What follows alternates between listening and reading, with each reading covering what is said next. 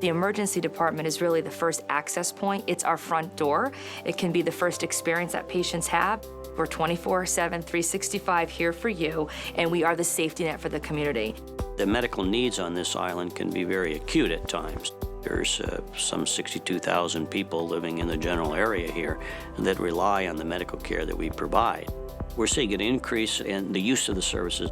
We have made specific efforts in the emergency department to improve the services and care that we provide and prepare the facility to adapt to what we see as an increasing volume occurring over the next 30 years, actually.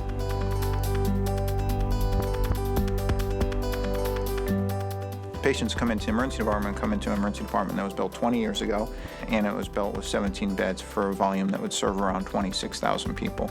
We're serving just short of 33,000 people right now.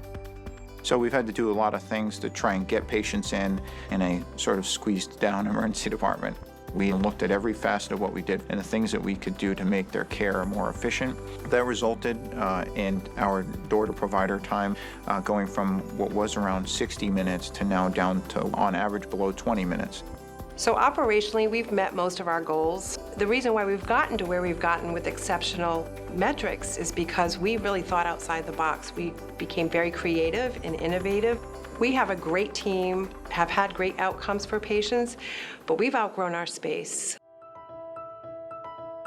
The new emergency department is a much more flexible and much more up-to-date emergency department. So structurally, you'd go up to 29 beds, you increase the triage beds.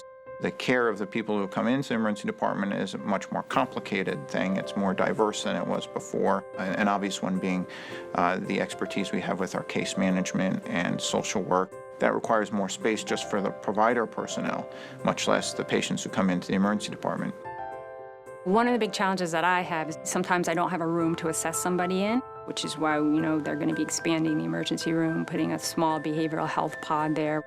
You see every single walk of life come through the emergency room, whether you're wealthy, whether you're low income, wherever you live on the island.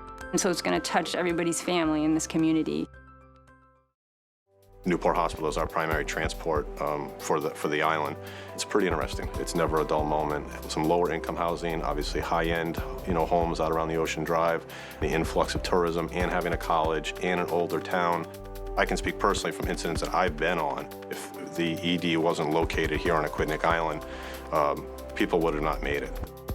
The location is key, but the people inside the ED are the most professional, most compassionate, caring people I've ever come to work with. Well, in order to keep our commitment to the community, it is critically important that we remain an innovative organization that is looking towards the future.